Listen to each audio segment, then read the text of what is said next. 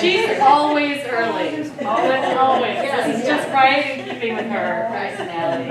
Yeah, I've noticed that. As her neighbor. Yeah. She's always early. Jim and I are always late. I think this is Yes. on. You hold it like a ice cream cone. Yeah. Oh.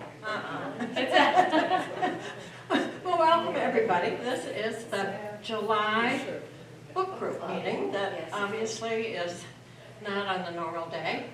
As customarily we do meet on the fourth Friday of the month upstairs in the fourth floor lounge at 3 o'clock. So scheduling made it today, so welcome. And I should say any and everybody is welcome to join that group and come up. If you're interested, the book for next month, August, is Horse by Geraldine Brooks. So issue that out there. But today, you know, I have a pleasure. I don't know this well.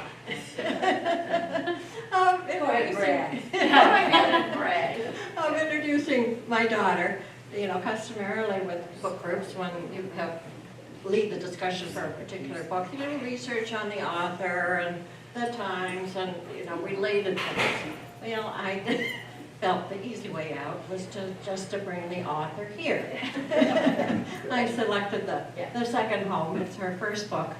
She has another one, shoulder season, and a third one coming out in February. Because Milwaukee is the setting for half of it, and the other half, so if you read it, there are all sorts of references, and the other half is relative to Cape Cod, which is my second home.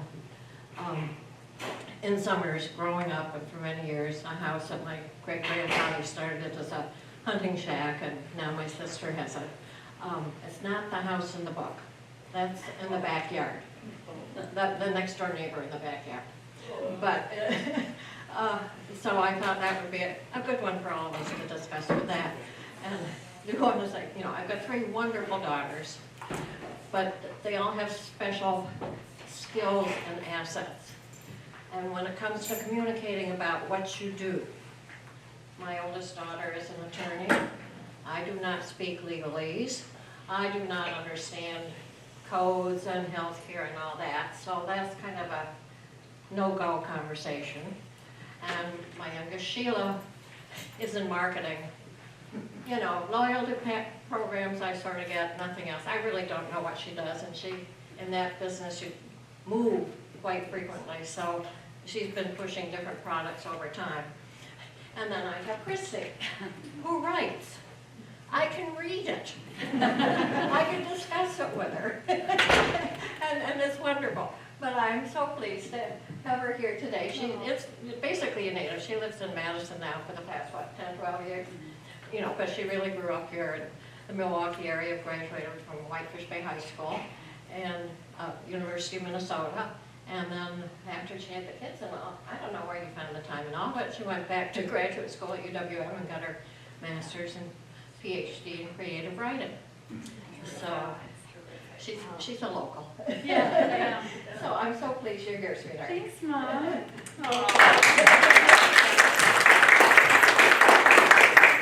You guys need to give my mom lots of opportunities to speak in front of large crowds. She does a good job. Yeah. I got through. You did. It was excellent. No, Excellent. there was one introducing a speaker at WISH, the Wisconsin Speech and Hearing Association, one time. I was introducing the physician, very well-known one in the field at Madison. His last name was Ford, and I can't remember what his first name was, but I introduced him as Gerald Ford. He did not think that was humorous. And the floor would not open up and swallow me either. Well, you did great, Mom. Good. Well, thank you all for coming. This is a huge group. I'm really impressed that so many people are here. I did an event with the Catholic Home, and I think you guys are outnumbering the Catholic Home crowd. Really? So, Yes. way to go. They actually have a book club over there too, and it's open to East Castle as well. So if you ever want to do that, I can give you the contact information. But that was a pretty fun group to meet. So, but it's really fun to talk about the book with a group of people. And if you haven't read the book, it's okay. don't worry, we'll try not to do spoilers, but if you do have a question about the end, I guess maybe that's the risk you run. But I remember my second book has a big twist at the end, shoulder season, and I did an event at the Whitefish Bay Library, and one of the people in the crowd raised her hand and asked a question that gave the whole ending away, and everyone in the room just had a big sigh. But this one doesn't really have a lot of twists, so there's not it's not like a murder mystery where you find out who did it. But it's really interesting that you introduced me as being from Milwaukee, and I do feel like Milwaukee's my town. I'm a Milwaukeean. I've lived in Madison a long time, but I just, in my heart, I'm a Milwaukeean, and I loved writing about the Gordon family and their setting. So for those of you who haven't read the book follows a family, the Gordons, and they live on the east side of Milwaukee. When I first started working on the book, I was thinking that they should be in Chicago, and I was like, maybe they should be in a northern suburb of Chicago, maybe Evanston. And I wanted to create a contrast between Milwaukee, between where the family lived in Cape Cod, because I knew I wanted to write about Cape Cod and have this family go there. So I was working on it, and I'd go to Evanston, and I'd drive around, and I'd look at the different streets, and I'd think, what street would, geez, some people just don't turn off their phones before Evanston.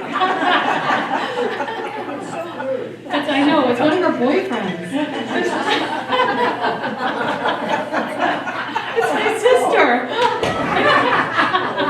She's hearing about this. Have you met the boyfriend? Oh, well, I don't know which one. Yeah, which one? But anyway, so I had the family living in Evanston. So I drive around, and I just couldn't get a sense of what this family was like. And I was trying to have them come into focus. It's funny when you write, do you remember those old Doonesbury comics where they had an asterisk Yes. for a character? Sometimes when you write and you're just at the beginning stages, your characters feel like those asterisks. Like you're just trying to figure out what they're like. You don't have like flesh on the bones yet. So I just couldn't imagine who they were. I just had like a basic sense of like what I wanted the plot to be and what the shape of it was going to be. And then my friend Valerie Lakin, who teaches at UW-Milwaukee, was in conversation with me, and she said, why don't you move this family to Milwaukee? And I was like, oh, Milwaukee, I can write about Milwaukee, a place I know. And she was like, why do people think they can't write about Milwaukee if they're from Milwaukee? And it's such a revelation. I don't know why I had that thought, but I didn't feel like I could do it. And the minute I put them in this house on the east side, on a block that doesn't quite exist, but I know exactly where their house is, and I'll drive down the street that I think they're on, and their house isn't on that street, and I get kind of upset because I can picture it so clearly. But as soon as I put them there, I had a really good sense of what this family was like, and I could just imagine Connie, having a mural of like a dove on the garage, and a rock garden out in front, and students, playing football in the middle of the night and going to the bathroom in the bushes, and I had a really good feeling about who they were, and that I knew that they would go to Boswell books. There's a little scene at the end at Boswell with a canoodle couch that everyone makes out on, and Boswell, if you didn't know, that's what they do. And it was funny how place informed that book so much. And one of my friends read the book years later, and she said, and I never had this thought, but she said, to me, this is a very Milwaukee book. It's very working class. It's like how people in these kind of Rust Belt communities look out for each other and think about, about family and togetherness.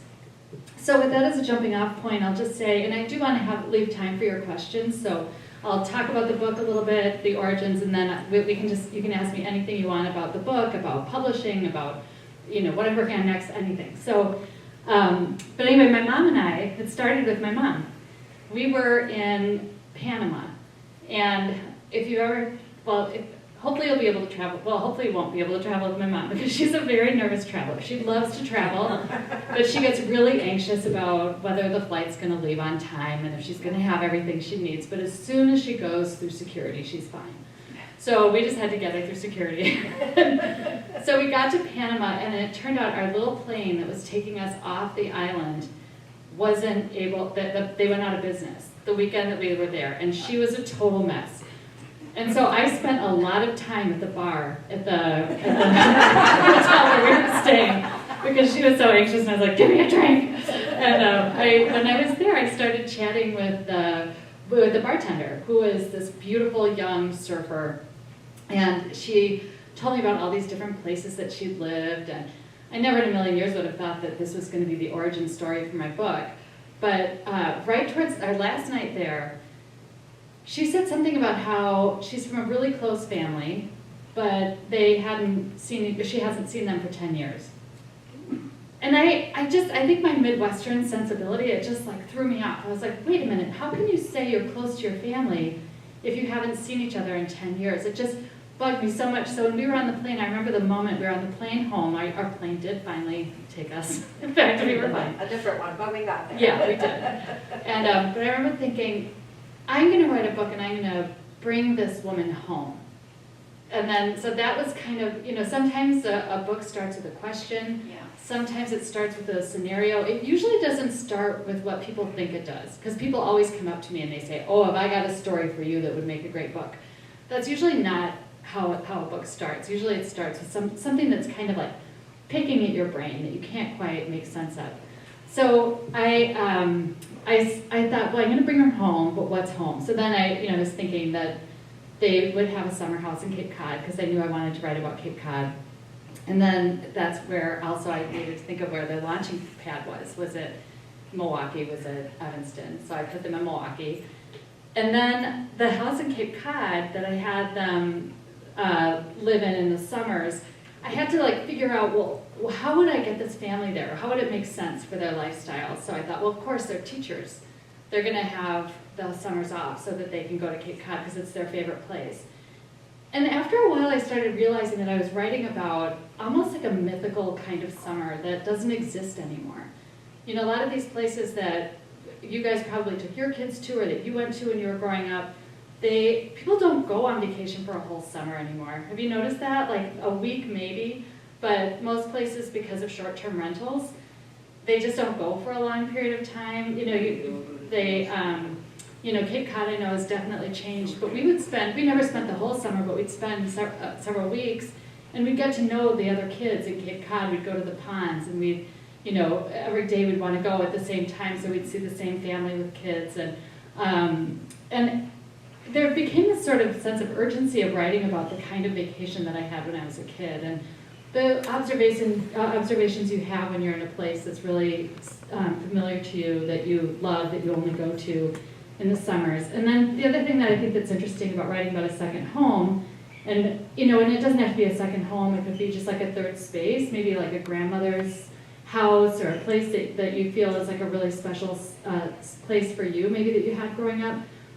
But I think those are places where your best memories happen, and also you feel like you're your best version of yourself. Like that's where you're your most authentic you.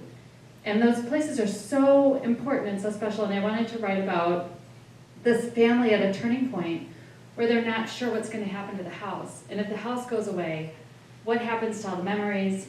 What happens to the best versions of themselves? And then there's this question, well, what had happened to keep the family from going to the house? What changed? So that's kind of how the story came to be. And I'm afraid to say too much about the plot because I don't necessarily want to ruin anything for people who haven't read the book yet. But when they go to Cape Cod, one of the daughters, so there's two daughters, Poppy and Ann, and they're very close. And Poppy's more of a free spirit. Ann is very much like that girl that gets things done, class president type person. And they adopt a child when he's 16 years old from Milwaukee. And it's kind of inspired by a couple I babysat for when I was in high school. The mother had done a lot of volunteer work during the Jeffrey Dahmer trial. And she would tell me about these families that lived in the Dahmer neighborhood. And it has nothing to do with Dahmer, but I kind of was thinking about that time period of this family feeling like they're kids in this neighborhood. And most people, it's really interesting when most people from Milwaukee who read the book think that Michael, my character, is black. Because people understand, they know how segregated Milwaukee is, and they know that Michael came from the middle of the city. And I don't imagine him as black myself. Obviously a book, you bring whatever you want into it, but I just think that's such an interesting observation. When I do book clubs with people in New York or California, nobody thinks he is, but it's really an interesting regional distinction. But Michael's really sweet, and the family's very well-intentioned, but adopting a child at 16 when you have other siblings and Poppy's younger than he is. It's always upsetting to the birth order to have a younger child that you adopt. So there are all these complications, and then in the middle of it, they meet a very bad man who kind of screws up their family. And I can say more about it depending on how much you guys want to talk about what actually happened in the book. I'm not sure. How many people of you read the whole thing? Okay, so I'm not gonna give away anything. So, but there's a scene that's really difficult to read, and it was difficult for me to write. That happens, and I didn't. Well, again, maybe I shouldn't say too much about it. I'll just say that there's a scene that's very difficult for me to read and write, and I had issues with it. But I will say that as I was working on the book, the Me Too movement started happening. And I just started hearing story after story after story after story, and I thought, young women are so vulnerable to predatory type men, and it's so easy to get swept up in a situation like that and think that you have control and not have control, even really smart women. So I really wanted to write about that. I wanted to think about what happens and what happens when you don't communicate about these things that happen and the kinds of people. But the great thing about this evil guy is when I was working on the book, one of my friends, an author named J. Ryan Stradall, have you guys ever read Kitchens of the Great Midwest or Summer at the Lakeside Supper Club, or Lager Queen in Minnesota? He's great, he's so lovely, but he's a friend of mine, and he read the book and he said, this guy, Anthony, is a really bad guy, but maybe flesh him out just a little bit more, when he read an early draft, and make him just seem a little more human, instead of just a straw man bad guy.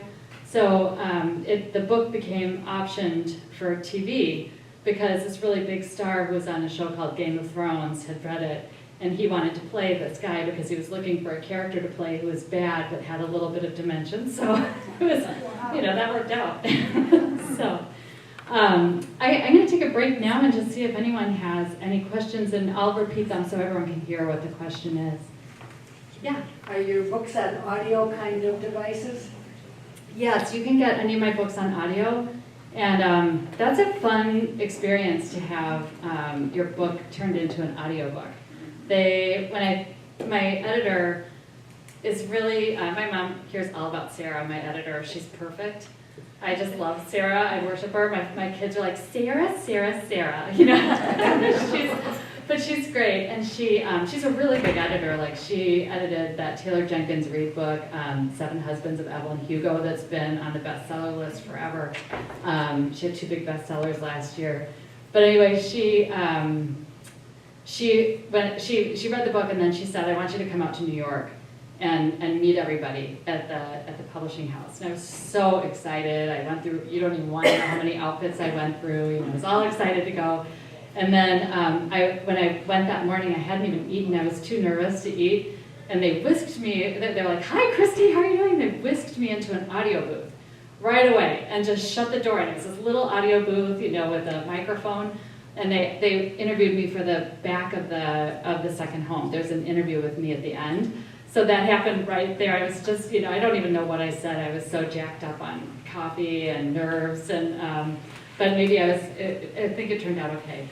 But then Tavia Gilbert is the woman who does the audiobook for Second Home, and she's done a number of audiobooks. She's great, and I get a lot of emails from people though who complain because she says Milwaukee with an L.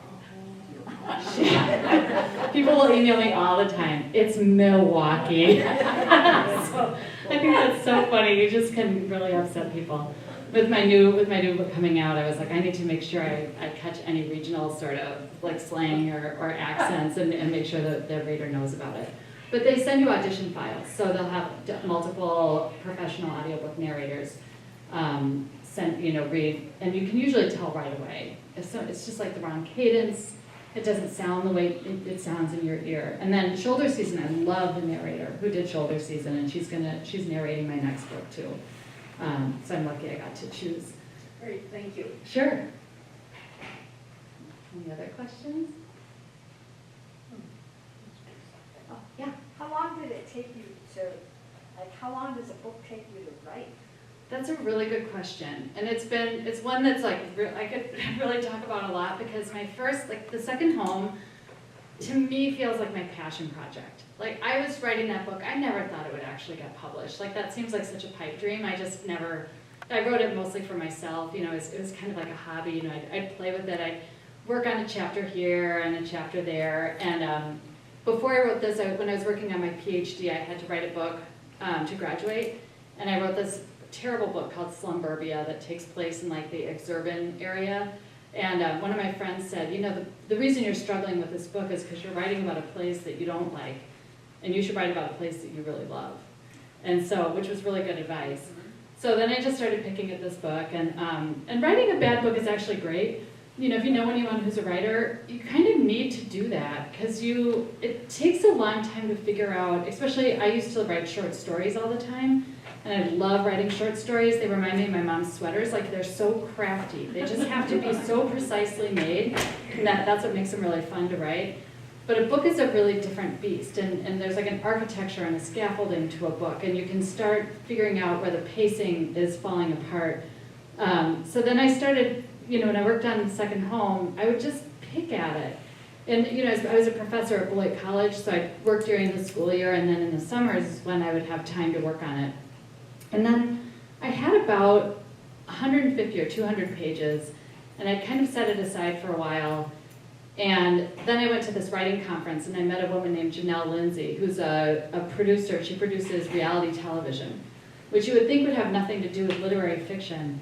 But she became my writing partner, and it was so helpful to have someone who knows how stories work and what makes people interested in stories read my chapters. And she would send them back to me, and she would say, I don't know what this chapter's trying to do.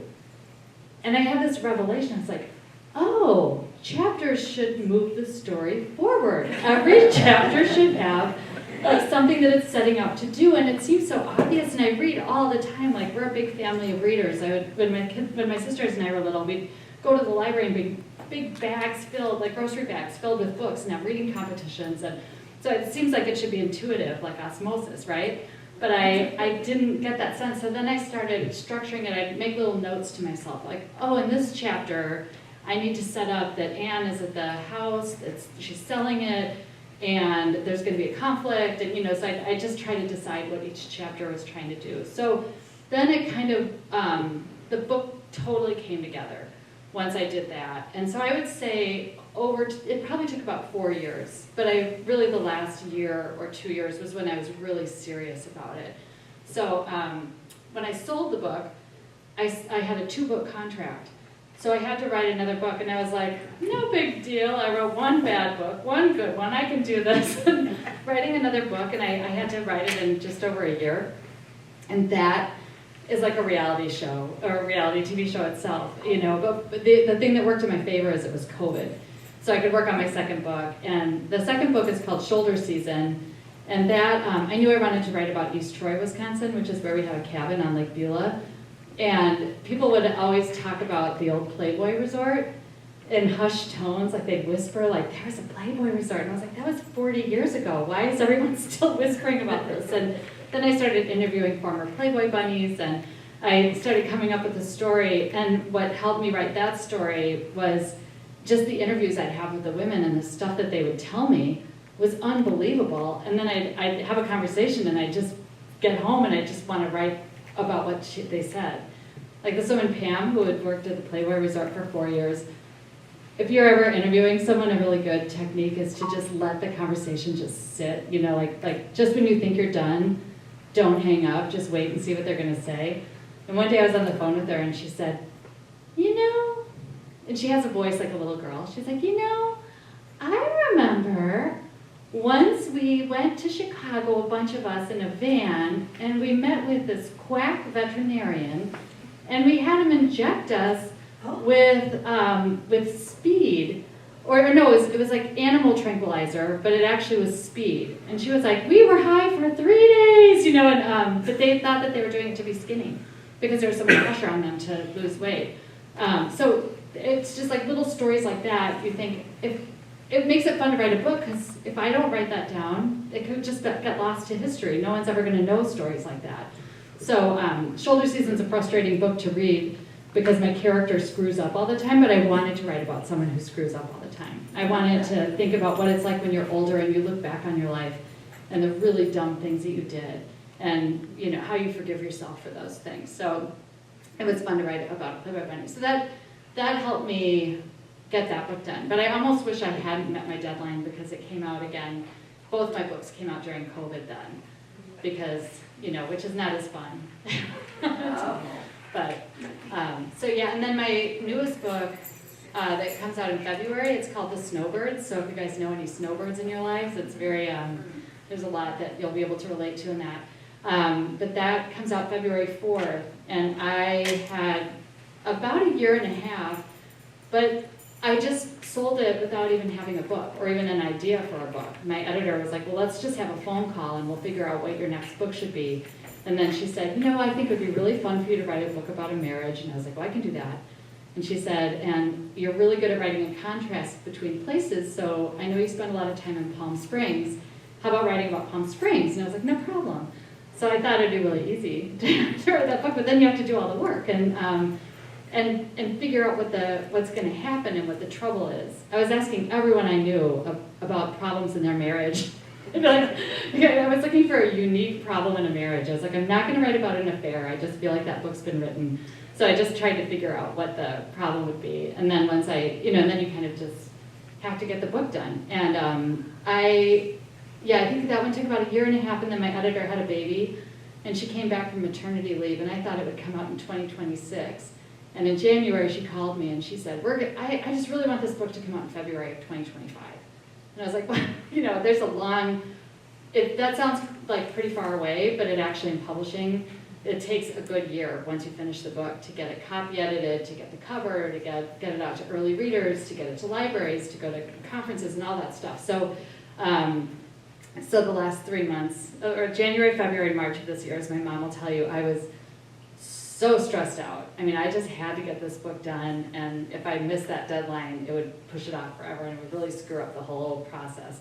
So, but it was also kind of cool to write under that kind of pressure because I felt like a real artist. I would wake up at 5 in the morning and I'd work on my book I stayed up till 3 one morning working on it, and but it's cool to hold a whole story in your head for that long.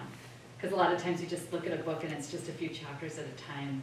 To this day, it's amazing to me when people read my book. It's such a compliment if people say they stayed with it, they didn't get bored, because I get bored really easily when I read. I don't know about you guys. But you just don't have a sense for a reader what it's like reading your book. Are they going to stay with it? Is it going to stay interesting? So, but that's kind of a long answer to your question, but yeah. I think you've already partially answered the question I had, but I was wondering, when you come up with an idea and you start noodling, working it out and fleshing it, do you largely stay with that project until it gets to its conclusion, or do you sometimes halfway through put it aside because another idea has come and you start a second thing and you have 1 or 2 or 3 processes going at the same time? Yeah, that's such a good question. It's about, I think all of you probably could hear that, but just about if you work on if you have one idea for a project, do you keep going all the way to the end, or do you put it aside for a while and work on something else? I think I've done both. I'm pretty strict with myself now, especially I think because my last 2 books they were on a deadline, and I didn't really have a choice to give up the project, which maybe is helpful. A lot of writers, I think, they hit a point. They say writing is like driving through a dark tunnel with just your headlights on, and you can only see what's in front of you. And sometimes you just have to keep moving or change things up. Like if you get frustrated or bored with the story that you're working on, you can all of a sudden switch perspective, or you can move it forward in time and realize that maybe sometimes you're just bogged down in the and then details of it. There's a lot of ways to get yourself unstuck when you're stuck. But I think getting stuck is also just a really natural part of the process. And every writer I know gets to the middle of a book, they call it the messy middle, and just wants to jump out of a window. It's really frustrating to figure out what's going to happen so you can get to the end. And then once you get to the end, you're good, because then you have a general sense of where everything is going. But oftentimes instead of giving up the project, I would, in the morning, before I'd look at my phone or get out of bed, I just close my eyes and just try to get into the story and think about the characters. With the second home, the way I got through that messy middle part, because there was a time when I was thinking about giving up on it. I actually gave up on it on 2 occasions. One was when, I don't want to tell you too much about the plot, but there's like something that happens that's really disturbing, and I didn't want to write about that, as I was saying, but then with Me Too, I decided to. But that was part of the reason I set it aside for a while. And then the second time, I was just not sure how the story should move forward, and I was in a writing workshop in Cape Cod in Provincetown. And the instructor gave us this exercise, and for any of you who are writers or have a writer in your life, it was so great. She said for the first half hour of the workshop, she said, open up your notebooks and just write about your character, write from the perspective of your character, telling you as the author everything that you're doing wrong. Like all the ways you're not getting them. And Anne was the character. And she was telling me all the ways I was misunderstanding her and not feeling what she was feeling and not getting it. And it was just such a revelatory exercise. As soon as I was done with that, I knew what the book was going to be. It was so great. So sometimes those exercises, I always tell my students, I do a lot of like teaching, like adult education classes, and I'll just tell people that exercises sometimes don't do anything at all for you. It'll feel like a waste of time. But sometimes that one exercise that you start out thinking might be really dumb can just break through every barrier you've had. You just kind of need to like marinate in your story a little bit. Sure. Anyone else? Yeah. So many books nowadays jump in the time frame. It's 1898 and the next chapter is 1982.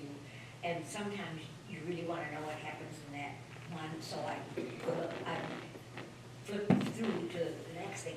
What do you think of this kind of way of writing? It's so interesting you just asked me that, because my new book kind of does that a little bit, but not a lot. It's really hard to, whenever you write about characters, it's very male. Like I've noticed that all my male writer friends, they have this thing where they don't want backstory in their novels. They just want the story to move only chronologically forward.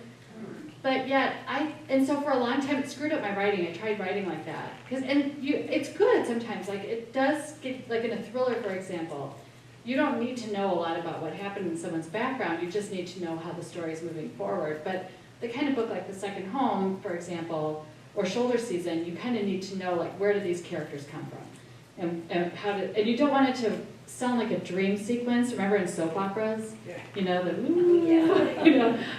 it's difficult to write that. So sometimes you can do that thing where you go back and forth.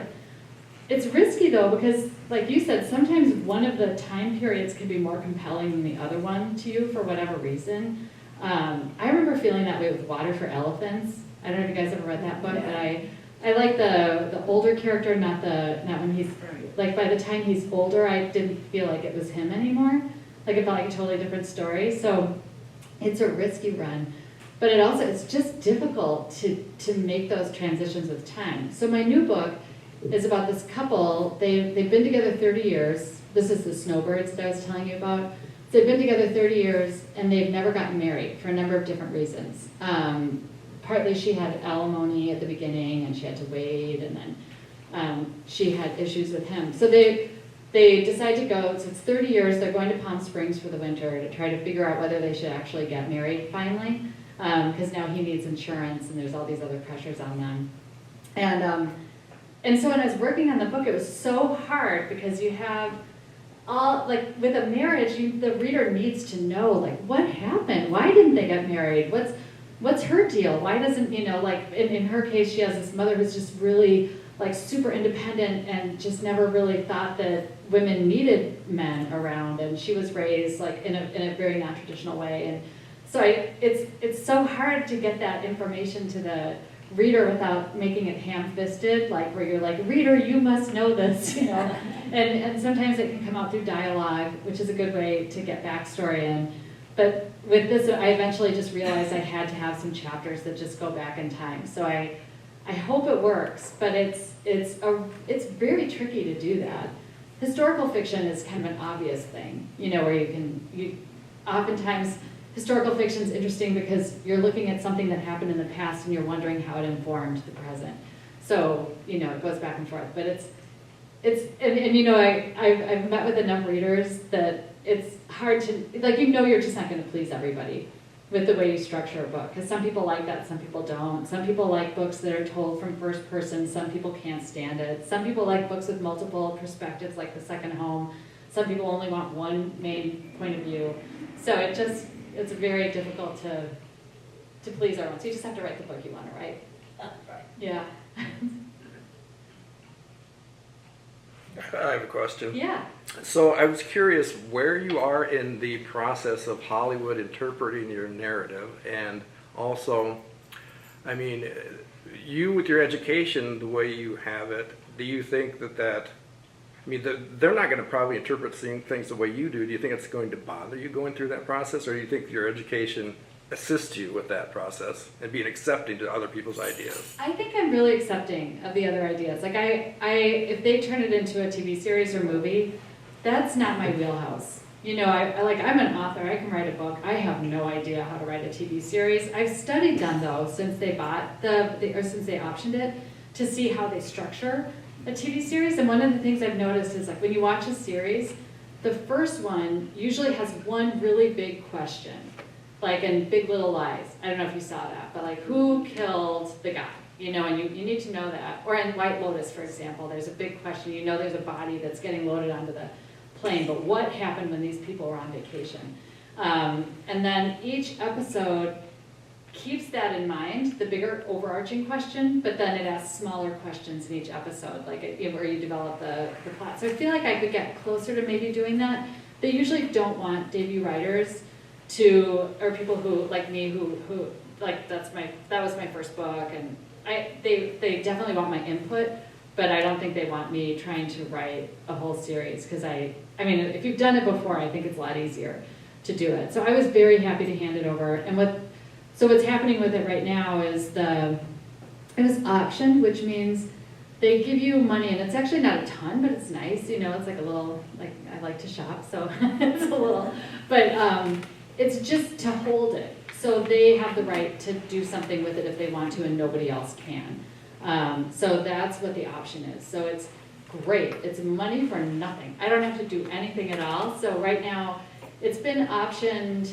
The first option was in 2019 for a year, and then it was optioned every 6 months after that, so however many times. And it's always kind of a miracle. I'm like, I can't believe they're still interested in this story.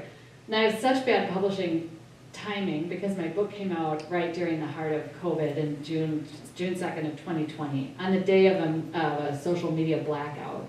But then they were just about to go to the networks a year ago, and then the writer's strike happened, and my agent was like, of course. Like, they sold the rights to The Second Home in Russia, and it came out the week they bombed Ukraine. But so then it was just put on hold, and I've never, like, in my heart, I've never really thought it would happen. Like, it just seems like too pie in the sky, like too wild, you know, like that doesn't happen to me. So then they recently went out to sell it, and they were told by the executives that, you know, all the streaming services are in total crisis right now. They fired my whole team at Sony TriStar. So I'm waiting to hear if it'll be optioned again. I do know there's somebody else who wants to option it if it falls through. So, but it's a good package. Like, having a big star attached to it is great. And he's been great. He really loved the book. Like, he has 2 daughters himself. He read it. He related to it a lot. So it's, I don't know if you guys have, the guy I'm talking about, if you Google him later on, his name is Nikolai Coster-Waldau, who wants to star in it, and we call him the Tasty Danish because he's Dutch. He's so cute. So, not as cute as my husband, but, you know, it would be really fun. Did you watch Game of Thrones at all? I did, and it was completely over with when I watched it, and then I went and rented HBO for a month and watched it all the way through. So, yeah. So it's a guy who played Jamie Lannister. Right. Who wants to do it. So do you think that he may just end up taking it over himself, because he certainly could? Well, he tried to. So he tried to. He has his own production company. Right. I think I read that. Yeah, my agent's like, she's from Brooklyn, and she's really no nonsense. My mom spent a lot of time. The first time I ever. It's kind of a weird aside, but the first time I spent time with Marcy my mom came and we met at a dispensary in Palm Springs because Marcy was buying pot because her back hurt. And I was like, this is so weird. I'm in Palm Springs with my mom and my agent buying pot. Like, whatever. You didn't buy it, but she did. Anyway, wait, why did I start talking about? Oh, Marcy, when they came through and asked if they could buy it, Marcy was like, that's Game of Thrones. That has nothing to do with your book. I told him no. I told him to go take a hike. And then, so then he went to TriStar, and then they bought it. So he might still try to option. I have no idea. Like, Hollywood is so, I don't understand how Hollywood works. And all my writer friends have had real close calls with Hollywood, and it seems like very few of them actually have shows made. Someone said it's like winning the lottery 4 times to have a TV show made. So who knows? Who knows? It's my new book is pretty filmic though. Has he been doing things since Game of Thrones, or? Yeah, he did He has, a okay. yeah, a bunch. Like he did Beneath the Ice, like a Shackleton type story. He did a big series on climate change.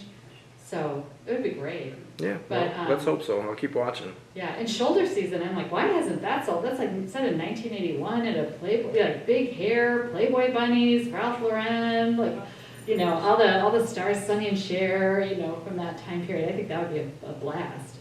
But if any of you have connections in Hollywood, send in my book. So, did you have your hand up? I was just confused when you said it's been optioned 99 and then another year, and you need a different company, like that means they give you some money and they say, we're gonna do something with it? Yeah, what they were doing were the first option is for a year, and then every option after that is for every 6 months. So they have an easier way to get out of it if they want to. And then they can make, it just means that they have the right to make it. It takes a long time. You need to like have all the meetings done, you have to develop a deck, you have to pitch it.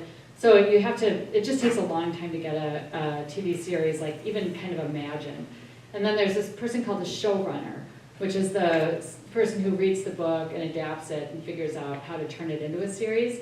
And different networks like working with different showrunners. And when my book sold during COVID, a lot of books had sold during COVID, and so the showrunners were in very high demand. So they had to wait a couple of years to even get a showrunner. So they found this woman, Kirsten Van Horn. She wrote a series called The Witcher, which I've never watched, but apparently it was very popular, and they got her to do it. So now it has all that stuff, but I don't know. It might all fall apart. And honestly, I've never really thought it would happen in the first place. So if it does, it's kind of okay. But it's fun to have like that. It's fun to talk about. Like, it's fun to think that Nikolai Coster-Waldau read my book. So, Great. yeah. Anyone else? Yeah. I want to ask about the cover. I've heard that the authors have nothing to say about the cover. They're cover writers. Is that right? Oh, wow. I love my cover designer. She's like a friend now. Her name's Olga Gerlich, and she's really famous. Like, she did Middlesex by Jeffrey Eugenides. She's like a lot of, if you look at the covers she's done, a lot of them you probably would recognize. But I met her when Second Home, that day that I was so nervous when they locked me in the sound booth. Later that day I met Olga, and she just had her son, and we just connected right away. And then we're on Instagram. So we send little back channel messages all the time. And when I go to New York, I'll have coffee with her, and she's so cool and really beautiful and fun. And so I feel like having that connection with her means that she does a little more for my covers, you know, like she, so that cover is, the artist is an artist named Elizabeth Lenny, and my cover designer had discovered her. That was the first cover like that, and now there's so many copycats. I don't know if you've seen, like, Carly Fortune has a cover that's by the same artist, and my cover designer is very upset that all these other artists, especially within Macmillan, because my press is Macmillan. It's St. Martin's Press, but they're in that. She's like, how come this press is copying so much of the same art? Anyway, so they send you an email when you have your cover, and they always say the same thing. All my writer friends will joke about it. Like, we all in-house love it. We gasped when we saw it, and we hope you love it too, because they don't want authors to raise a stink about a cover, which makes sense, because they know what covers sell, and an author generally doesn't. And sometimes a writer can just have an idea in their head of what a cover should be. My only feedback was, I was like, I know this is set in Cape Cod. I do not want any flip-flops in the sand. I don't want any Adirondack chairs. I don't want a bathing suit hanging on a hook. I don't want this to look like a really light summer beach read, because it's not. Like and it still is maybe a little bit on the lighter side. I think some people are kind of surprised by how dark the pages, what I write about is compared to the cover. But I love this right away. And then not too long after that, Olga had sent, I said, can I see the other covers that you designed? Like, did you pick from a bunch?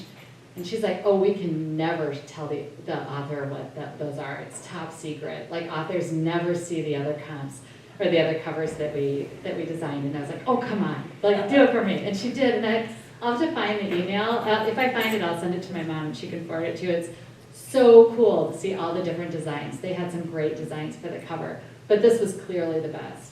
And then my latest cover was really fun. It's so great. I wish I had like a PowerPoint I could like show it, or like I could get on, I could show you the cover. But Olga, because we're friends, she follows me when I'm in Palm Springs, and I was posting all these pictures, and she was out there trying to find artists who were making art that looked like what she was imagining the cover could be. And she hadn't even read the book yet, but I told her little things about it. So before my book even was done, one day, back channel, she's like, top secret, this is the artwork I'm going to tell them they need to buy for your cover. And I loved it. It was just so great. And I've never, like, I think my new cover is my best one yet. Do you? It's yeah, anyway. I've not read the book, so I don't Yeah. know. But the I mean, cover, I like, heard just enough about visually, it, it's very, I think it's very appealing. eye-catching, yeah. Yeah, but anyway, I felt like going to the museum and like going to the gift store before you go to the museum. I felt like cheating. I was like, that's the most fun part, is seeing the cover, and then to see it before you're actually done with the book. I felt like I didn't earn that, but it was, I just love it. I can't wait for you guys to see it. So I've had some say, and I think they do care, because the writer's name is on it, and the writer goes out and they talk about it with people, but they also don't want you to muck up the process. And sometimes my writer friends will see a cover and it's terrible. And when it's really bad, they'll usually go back to the drawing board, but it's expensive. Like paying a cover designer, a lot of them are freelance and they go between different publishing houses. So to ask for more, and that's also when you can kind of figure out how invested the publishing house is in your book, if they're willing to go back. But shoulder season, oh my gosh, I had a couple of really, they wanted to use the same artist for shoulder season, and the covers were just so wrong. They just did not catch the vibe of like 1981 Playboy, so they had to do something different, because they want all the covers to look like they're from the same writer. And that I just haven't written books, which I actually really am happy about, that my books are really different. But do you think that does something to sell the book, the cover? Absolutely.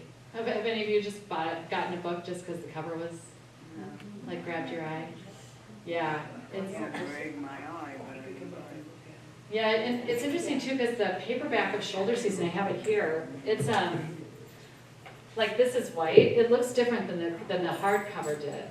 But usually it's kind of unusual to have white, because white doesn't hold up very well. Like, over time, white will start looking dirty, and like if people thumb it. So it has a sort of like feeling to it that keeps it the same color. So that's been good. It's preserved that color. But yeah, so many people have theories about what works, and who knows. The other thing I think is so weird about covers, I don't know if you guys have noticed this trend, but a lot of covers don't say anything about what the book is about on the back. It just has blurbs from other writers. And it drives me and all my other writer friends crazy. I just went through getting blurbs for my new book, and it's so time consuming. It's a really big deal to ask someone to blurb a book. It takes their time. It's harder than you'd think to write a blurb, to figure out what to say about it that somebody else hasn't already said, that captures something about it. And but they say it really does help to have blurbs. So for my new book, it's great. I have Angie Kim, who wrote Happiness Falls. She blurbed it, and my friend Stephen Rowley wrote The Gungle, gave it a nice blurb, and a bunch of other writers. So that's a good process. Yeah. We had someone here from Oh, Daniel Bilden? a month or so ago, And one of the things he talked about was how books are being published on demand. Mm-hmm. How does that affect you? What is the situation? Do you have to sell a number of books before they all publish them, or how does that work? Yeah, so the question is with Daniel Golden from Boswell. Don't you guys love Daniel? Mm-hmm. He's a national treasure. Like Yes. it's amazing. My publisher is so happy that I know Daniel because he's known in New York circles. And he used to work in publishing in New York, but he's a big deal, and he's right down the street. He's such a great guy. He's hilarious to talk to also. But And he doesn't sleep.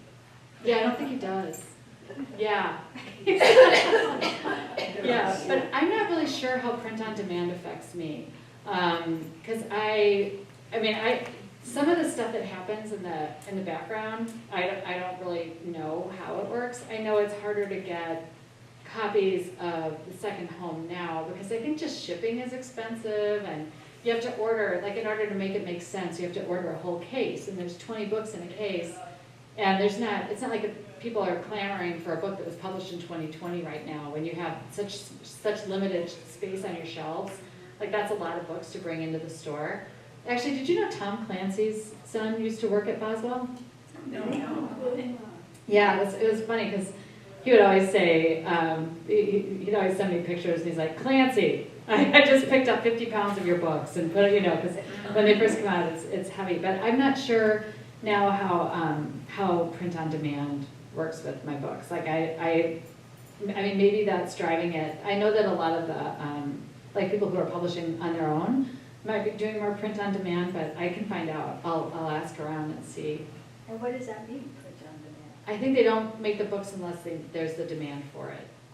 So whereas, publishing is one of the only industries that's a consignment industry. So when bookstores buy books, they can send whatever doesn't sell back. So I remember I was at Books and Company in Economowoc. I don't know if you guys have been there, but the owner, Lisa Bain, and she's great. She was walking around and she had one book and she was like, sometimes I wonder which book has been here the longest that's never sold. And I feel so sad for those books, but you just have to send them back, and it costs them money to ship the books back. So that's why it's a tough thing for them. Like when a book comes out, that you want to kind of buy the book when it first comes out, because then you can get it, when it's there. So they've kept I think my books have been printed in a big enough quantity that it's not impossible to get. And I hate to, I would never promote Amazon, but Amazon doesn't seem to have I think they have warehouses where they keep all this stuff, so it's easier for them to get books to sell. I'll tell you guys why Amazon's so terrible. A lot of people don't know. I was in a bookstore with my cousin, and I was mortified because she was in the bookstore and she was taking pictures of the books that she was going to order on Amazon because they were cheaper. And I was like, when? No, you can't do that. But people don't know. She wasn't being malicious, but with Amazon, everything they sell is on an algorithm. So they picked The Second Home the month it came out to be part of this it was like a best books thing that they were running, some sort of Amazon, they had special books that they would pick. It wasn't because anyone in Amazon had read it. It's because it met all this criteria that feeds into algorithms that they think makes a best-selling book. It was set on a beach. It had, I don't think of it as a beach read, but that's what in publishing they do. It had siblings. It had a domestic drama. It had, check, check, check, check, check. But booksellers actually read books. And they can tell you if books are worth buying and if they're good, and they'll read books that might not otherwise get any attention because they don't meet the algorithm.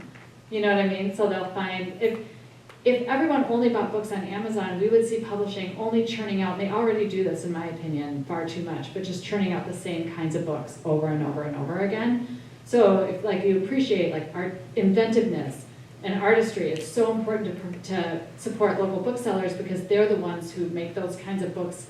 They give them a market, where they wouldn't have a market if it was just with these big box stores. So it's really, as a writer, it's kind of scary. I would hate to write a book just because I thought it would sell well on Amazon. I'd much rather have a book that was the book I wanted to write, but could maybe get into the independent bookstores. So I'm a big advocate for Dan. Boy, it's just so cool. You guys are just a couple blocks away. I know. You could just spend all day in there. I know. I've been known to do that. Yeah. Well, don't you feel like for book people, like holding a book is like how a baseball fan holds a baseball mitt, like the way they smell, the way they feel, everything about a book I just love. And I love walking out of the door with a book, like going home with this, Exactly. you know, it's like you're making a promise to yourself. It's so much more fun than, you know, getting a package in the mail. So, I mean, and Amazon has its place. Like right now, truly, it might be a lot better to buy a book on Amazon. It might be easier to find it and get it. But in general, I love just getting a book from a bookstore. We're lucky to have Daniel and Boswell. Yeah. Here we are. You know what? If you guys go to Boswell, tell him I was singing his praises while I would be like, Daniel, Christy was here and she loves you.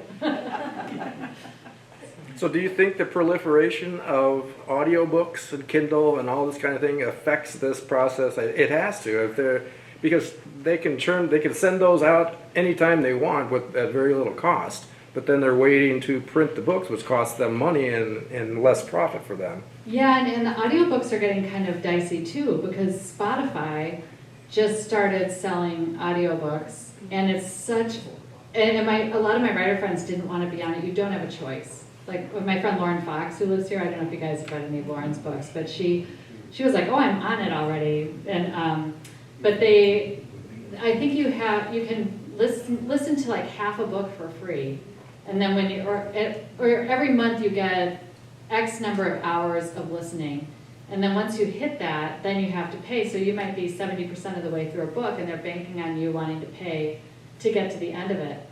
But I don't know about you guys, I don't listen to all the audiobooks I get all the way through. It's a great way to kind of sample them and see if you want them, but you know, sometimes you're not invested in finding out what happens at the end, or it's a memoir, it's nonfiction or something where you can easily stop at wherever it ends, or the next month get to the end. And I don't know how that's going to mess up publishing, but it makes it much more difficult to get any sort of proceeds for audiobooks. Do you know anything about the process that would get your book to the library program called Talking Books?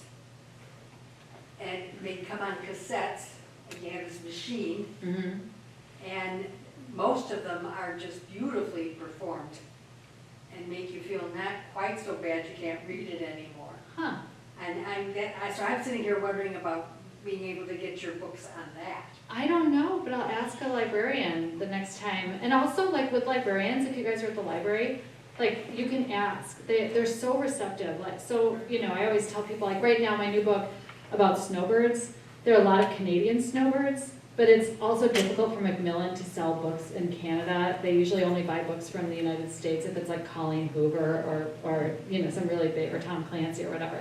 So they said, just tell all your friends in Canada to go to their bookstore and have them ask the bookseller or the librarian for the snowbirds, and then see if we can get enough momentum. So that just goes to say that if you ask a librarian or a bookseller for something, they usually will listen. So I don't know, maybe it is already. They have like book club kits for both my books in Madison, and one of the libraries here has a book club kit for one of my books. I can't remember which one is at the Milwaukee Library.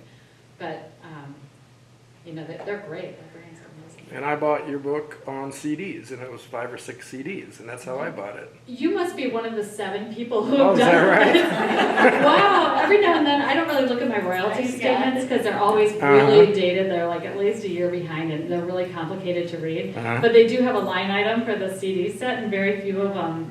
You know what? I think I get 5 sets when I sell a book, and when I get the snowbirds, I'll save one for you. Because I don't know what to do with them. I've got an hour commute each way each day, and I like to listen to the books because it's a good use of my time. So. Oh, that's great. Well, The library has had your audios. Yeah, I have sets of both of them at home. I'll just bring some here if you guys like CDs, because I have boxes with the CD sets and I didn't know what to do with. I didn't think anyone listened to them. This is Well, so we great. can put them on a computer and we can make them available to people. So. Yeah, well, I'll definitely do that. Thank you. Yeah, next time I come visit, I'll make sure you can ask. Goodness. Well, anybody else, or?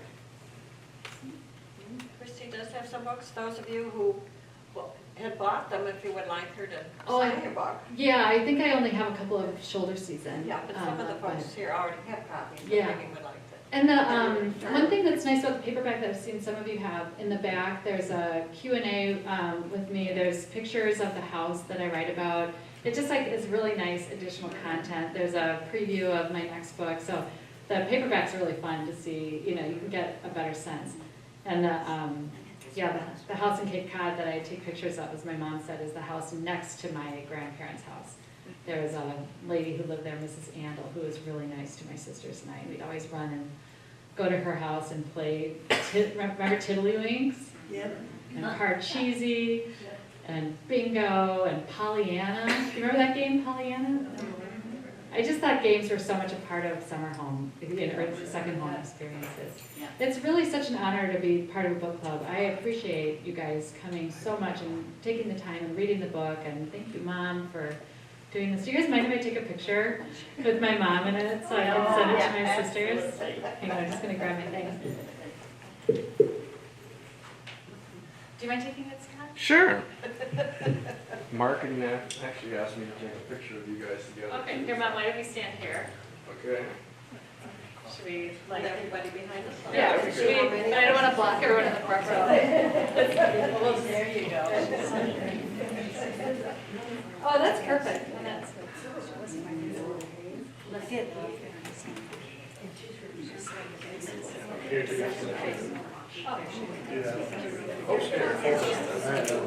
Okay, everyone smile. One more.